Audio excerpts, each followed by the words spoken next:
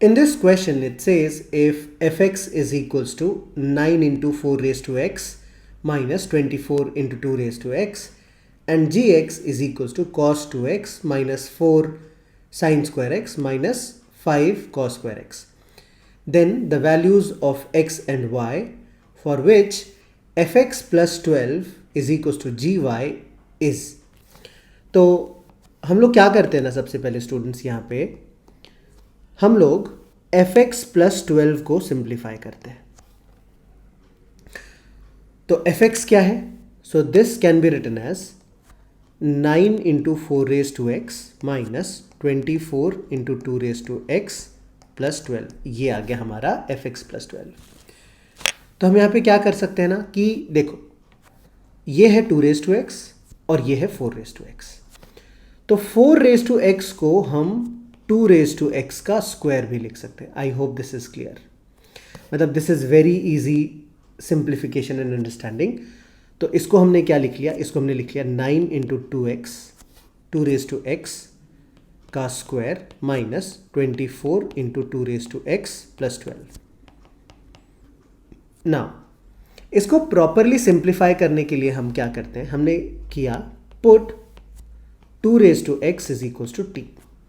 तो ये क्या बन जाएगा? ये बन जाएगा 9t square minus 24t plus 12. और अगर हम इसको परफेक्ट स्क्वायर में कन्वर्ट करना चाहते हैं ना, तो ये आ जाएगा 3t का square minus 2 into 3t into, so this was 24 students not 12. तो ये 24 है. तो 2 into 3t into 4 plus 4 square minus 4 square plus 12. ये आ गया हमारे पास. तो अगर हम इतने से पार्ट को देखें ना, तो ये बन गया a माइनस बी का होल स्क्वायर. तो ये मैं यहाँ पे लिख देता हूँ a माइनस बी का होल स्क्वायर.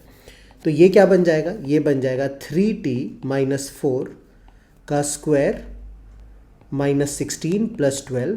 तो ये आ जाएगा 3t माइनस 4 का square minus 4. I think this is clear students. Now अब हमको क्या करना पड़ेगा ना? सो लेफ्ट साइड था हमारे पास fx प्लस 12 और राइट साइड है हमारे पास gy. तो हम gy को अभी सिंप्लीफाई कर लेंगे. तो gy क्या आ जाएगा? Let us go to the next page. तो ये आ गया gy is equals to cos 2y minus 4 sine square y minus 5 cos square y. एक बार बस हम चेक कर लेते कि ये जो हमने लिखा है वो करेक्ट लिखा है कि नहीं. cos 2x minus 4 sine square x minus 5 cos square x, ये बिल्कुल करेक्ट है. तो हम इसको सिंप्लीफाई करते हैं. तो सिंप्लीफाई करने के लिए हम क्या करेंगे ना, सबको cos के टर्म्स में कन्वर्ट कर लेंगे. तो cos 2y क्या हो जाएगा स्टूडेंट्स? cos 2y हो जाएगा 2 cos square y minus 1. Sign square y को भी हम cos स्क्वायर y में कन्वर्ट कर लेंगे. तो ये आएगा minus 4 plus 4 cos square y minus 5 cos square y. तो ये क्या आएगा? ध्यान से देखो, cos स्क्वायर y यहाँ पे है, यहाँ पे भी है. तो 4 plus 2 is 6 and 6 minus 5 is 1. तो ये आ जाएगा cos स्क्वायर y माइनस 5. तो ये आ गया हमारा gy.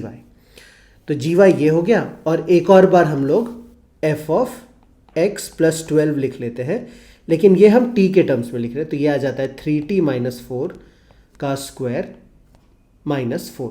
तो अगर हम इसको x के टर्म्स में भी लिखना चाहते हैं तो ये हम क्या लिख सकते हैं? 3 into 2 raise to x minus 4 का square minus 4. Now clearly students we know कि cos स्क्वायर x जो है ना, cos square y is always less than equals to 1. तो अगर हम इसमें 5 सब्ट्रैक्ट कर देंगे तो we can write cos square y minus 5 is always less than equals to 1 minus 5 which is minus 4. तो ये हमेशा माइनस 4 से छोटा है. तो हम लोग लिख सकते हैं maximum value of cos square y minus 5 is equal to minus 4. And similarly अगर हम दूसरे वाले फंक्शन की बात करें ना, तो हम लोग लिख सकते हैं 3 into 2 raise to x minus 4 is always का square is always greater than equal to 0. तो अगर हम इसमें माइनस 4 ऐड कर देंगे तो हमको क्या मिलेगा? 3 into 2 raise to x minus 4 का square minus 4 is always greater than equal to minus 4. Therefore, let us go to the next page. Therefore, the minimum value of f of x plus 12 ये हो जाता है -4 and maximum value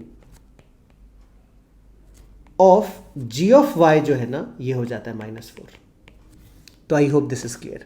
तो अगर एक function -4 से हमेशा बड़ा है और दूसरा फंक्शन -4 से हमेशा छोटा है तो इक्वल दोनों तभी हो सकते हैं. So let me write it here. For equality to exist,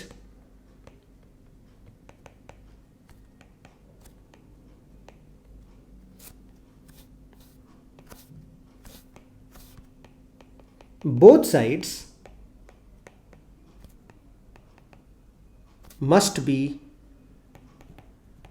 equal to 4.